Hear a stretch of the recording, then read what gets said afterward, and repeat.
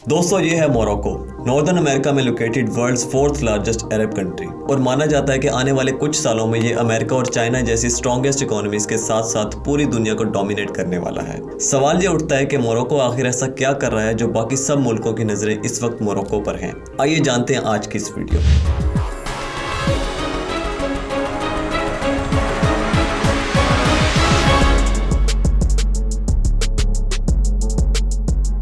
ये है एक बैट यानी चमगादड़, एक ऐसा मैमल जिसे साइंटिफिकली डिजीज स्प्रेडिंग मैमल की नजर से देखा जाता है। इनफैक्ट यूनिवर्सिटी ऑफ ऑक्सफोर्ड के एक आर्टिकल के मुताबिक इन्हें कोविड-19 के लिए भी ब्लेम किया गया था। लेकिन आप सब में से बहुत कम लोग ये जानते होंगे कि इन्हीं बैट्स की वजह से पिछले 100 सालों में ह्यूमन पॉपुलेशन 4 गुना तक बढ़ चुकी है। 1802 में European explorer Alexander von Humboldt South American country Peru से गुजर रहे थे। यहाँ इन्होंने एक काफी अजीब चीज देखी। जमीन का ज्यादातर हिस्सा खेतों और ग्रीनरी से ढका हुआ था, जबकि वो जानते थे कि पेरू की एनवायरमेंटल कंडीशंस एग्रीकल्चर के लिए सूटेबल नहीं है। अलेक्जेंडर ने जब यहाँ के लोगों से इसकी वजह पूछी तो इन्हें पता चला कि पेरू के लोग चमगादड़ की एक्सक्रीशन यानी गुआनो जमीन पर डालते थे, जिससे यहाँ की फर्टिलिटी बढ़ने लगी। अलेक्जेंडर ये टेक्निक वेस्टर्न वर्ल्ड में लेकर आए और इसी को फर्टिलाइजर की तरह यूज करते हुए वेस्टर्न कंट्रीज ने अपनी एग्रीकल्चर प्रोडक्शन बूस्ट की। गुआनो की ये टेक्निक इतनी कामयाब रही कि इसे हासिल करने के लिए चिंचा आइलैंड वॉर 1864 और पैसिफिक वॉर 1879 जैसे कॉन्फ्लिक्ट्स देखने को मिले। इनफैक्ट यूनाइटेड स्टेट्स ने एक लॉ पास किया जिसे गुआनो आइलैंड एक्ट का नाम दिया गया।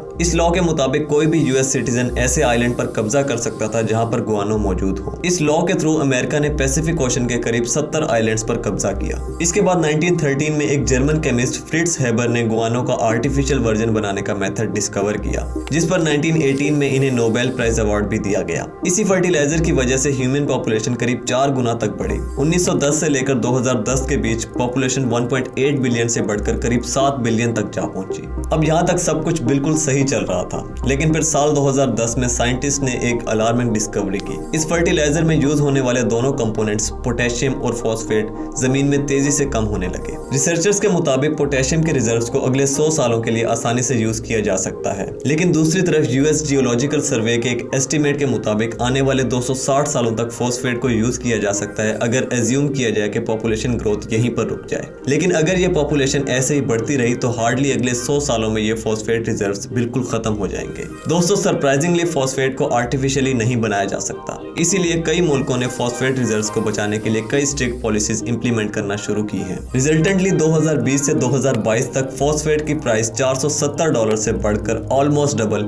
करीब $1000 पर टन तक जा पहुंची। सितंबर 2021 में चाइना ने अपनी फॉस्फेट एक्सपोर्ट्स बैन की ताकि मुल्क में किसी किस्म की फूड शॉर्टेज देखने को ना मिले। इंटरेस्टिंगली चाइना के पास दुनिया के 5th लार्जेस्ट फॉस्फेट रिजर्व्स हैं, लेकिन ये पूरी दुनिया के रिजर्व्स का सिर्फ 3% बनते हैं। इजिप्ट के पास दुनिया के दूसरे सबसे ज्यादा फॉस्फेट रिजर्व्स हैं, मगर ये भी टोटल रिजर्व्स का सिर्फ 4% बनते हैं। इसी तरह बाकी मुल्कों के पास भी सिर्फ 1 से 2% या इससे भी कम फॉस्फेट रिजर्व्स मौजूद हैं। लेकिन एक ऐसा मुल्क है जिसके पास फॉस्फेट के 70% रिजर्व्स हैं, और बिल्कुल सही सोच रहे हैं आप, ये मुल्क कोई और नहीं बल्कि मोरक्को है। ग्लोबली फॉस्फेट के करीब 72 बिलियन मेट्रिक टन रिजर्व्स मौजूद हैं, जिनमें से 50 billion ton phosphate reserves Morocco के पास हैं। मोरक्को कुछ सालों में इंटरनेशनल जियोपॉलिटिक्स में काफी इंपॉर्टेंट रोल प्ले करने वाला है, क्योंकि हिस्ट्री में कुछ ऐसी एग्जांपल्स देखने को मिलती हैं। जैसे 18th सेंचुरी में ब्रिटिश एम्पायर के पास दुनिया के सबसे ज्यादा मेटल रिजर्व्स थे, और इन्हीं की बेसिस पर ब्रिटिश एम्पायर ने पूरी दुनिया पर राज किया। इसी तरह 19th और 20th सेंचुरी में सारी ऑयल प्रोडक्शन अमेरिका के हाथ में थी, और मेनली इसी चीज ने अमेरिका को एक सुपर पावर बनाया। और मोरक्को के पास ऐसे रिजर्व्स मौजूद हैं जिनसे मोरक्को की trade policy new international economic order decide करेगी। यहाँ पर अगर कुछ साल पहले की प्रिडिक्शन देखी जाए तो 1950s में साइंटिस्ट का मानना था कि 1970 में ऑयल रिजर्व्स अपनी पीक पर होंगे, जबकि ये पीक 2005 से 2010 में देखने को मिली, जिससे ये पता चलता है कि रिसर्चर्स की सिर्फ एस्टिमेशंस हैं। कुछ कहा नहीं जा सकता कि ये फॉस्फेट रिजर्व्स कब खत्म होंगे। लेकिन ह्यूमन हिस्ट्री में किसी सिंगल कंट्री को ऐसा एडवांटेज देखने को नहीं मिला जो आने वाले कुछ वक्त में मोरक्को को मिलने वाला है। आपकी क्या राय है कमेंट्स में जरूर बताइएगा। वीडियो अच्छी लगी हो तो लाइक करें। इसी तरह की और इन्फॉर्मेटिव वीडियोस देखने के लिए चैनल को सब्सक्राइब करें। मिलते हैं नेक्स्ट वीडियो में, तब तक के लिए बाय।